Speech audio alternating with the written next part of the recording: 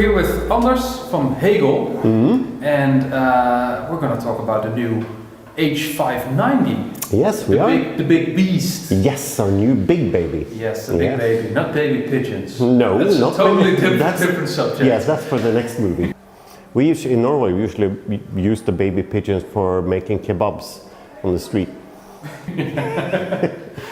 But we heard some songs in the listening room on some big blades from Kev, and what immediately struck me was the control and the rest of, how do you say it, the blackness in all the music. Yeah. It's with pop, it's with classical, it's with everything. It's just total authority. So how did you manage it compared to the 360, which was a beast? Yeah, it absolutely was, and still is, to be honest. Still is, yes, of course. But this is even better, and it was a project we started quite a few years ago to try to make a new level of performance, and a level where we started challenging our absolute reference from before, the HD30, P30, H30 amplifier. And the result in the H590 is a very, very fluid and natural sound. It just adds so little of itself. Yes, because I don't know, I personally don't know the separates that well. I've heard them a couple of times at the office in Norway and here at Chatelain Audio as well. But this one, it sounds like separates. The authority and the piece and the detailing and the dynamics especially is like separates. Yeah, and the soul of the amplifier is also really in the analog domain. Yeah. We'll talk about the DAC too, but in the analog domain of this amplifier, there's several small updates. Yeah. There's better solutions, better component choice. There's improvement in all kinds of local power supplies. There's a lot more power. It says 301 compared to 250 in the old H360. Yeah, but you were talking about 50% more power overall? Yeah, it's 50% bigger power supplies. It's 50% more output devices. So it's got a lot more power that allows it to drive even big speakers like the blades very effortlessly. Yeah. Then there is all the other improvements we've made, like we've put in full aluminium casing on it. That ensures less influence from the cabinet to the structures of the amplifier. That was a funny story. I never ever thought about that. Because the 360 and other Hegel components, I think, have metal casings. Yeah, steel casings, and they're magnetic. This is aluminum. Yeah, this is pure for the magnetic influence. Yeah, exactly. They're just two small steel pieces inside it, and that is one piece of steel that shields the preamplifier from the rest, and one that shields the DAC from the rest. And that's also something we haven't done in the other integrated amplifiers. Everything comes at a cost. Yes. This one is more expensive, of course. Yes, it is. The 360 is 5,000. Yeah. And this one is 9,995. So you pay 10,000 euros and get 5 euros back for the bus home. For 50% more. How is that a good deal? Well, it's more than 50% more quality. Yes. And you know, I talked about the analog stage in the amplifier, which is very good. Yeah. But the DAC, technology-wise, is really what raises the bar. Yes, it is. Can you explain, because we obviously talked about it a little bit earlier, but how can you, what is different about the other DACs? Yeah, well, all our existing DACs, except for the Mohican CD player and this amplifier, uses a technology of making DACs that we developed back in 2009, and they're all enhancements or improvements on that. But the one in the H590 is what we call a bit perfect DAC. Yeah. So all the sampling frequencies and bit rates are treated natively and bit perfect inside the 590, and it just comes out as it was, but with the lowest possible amount of jitter. Yes, and that's, I think, what I heard, that it's so stable, and you can almost hear the textures in the instruments, and then and aside from the DAC, USB wise, there is a difference as well.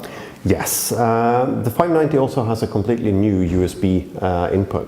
One thing it does is that it's easier to install. It requires less drivers, and we can support higher sampling rates. We can support DSD 256 and 32-bit 384 kilobit PCM. Yeah. We also have MQA, so it's an MQA certified product with a completely separate circuit for MQA signals. Yeah, that's the way it should be. Yeah, because then there can at least be no discussion. So no whether MQA is this signal path, MQA is this signal path. Yes. Completely separated. Yeah, exactly. Nice, nice. So that's a good thing. Yeah. And MQA, there's a lot of fierce debate online about whether it's good, whether it's bad. Yeah. From our point of view, most of those discussions are irrelevant because you have MQA, and MQA allows you to stream high-resolution music over a streaming service like Tidal. So it's difficult to be against MQA when you see it from that perspective. I agree. Yeah. And you give people a choice. Yes, you do. It's all about choice. You do. And there's actually also a couple of small things I want to mention. Sure. One is that because a high-end amplifier should be an amplifier not just for the audiophile in the home, but the whole family. We also have services like AirPlay that you have in other Hegel amps, but also Spotify. We're certified for Spotify and for Spotify free accounts, so everyone in the house can use it. And it's actually one of the early and first amplifiers to have Spotify free certified with Spotify Connect. And we did another little smart thing on the USB as well. Because many people have been asking us about Roon. Are you going to be a Roon endpoint? Are you going to be Roon this, Roon that? Are you? Well, we don't know. But for the time being, we're very careful about putting other services in our amplifiers. Because it comes at a cost. Everything comes at a cost. And if you look back, you'll know that 2 years ago it was Ottervana. 4 years ago it was J-River, 6 years ago it was Fubar 2000, and 2 years from now it's going to be something else that could be better than Roon. So we want to be really certain before we make that investment on the customer's behalf, because you are the one that's going to pay for it. In the end, yes. Absolutely. So what we rather looked for is a way that you can easily use services like Roon on the amp. So if you connect the USB cable from your Mac or PC to the 590, you can use the Roon app and the volume slider in the Roon app to remote control the volume on the amplifier. So it performs exactly the same way as if it was. It is an endpoint then. Yeah, in a sense, but it's not a Roon UPnP or network endpoint, but it works in the same way. That's cool. And it does the same thing if you use J-River still, or if you use Ottervana. So you remote control the amplifier with a volume slider in the app, which is quite a neat way and very, very flexible. And it comes at exactly zero cost. Zero cost. Zero cost. We love that. Yeah. So, to round it up for our lovely viewers, there's a completely different deck, which is beautiful. There's a magnetic housing.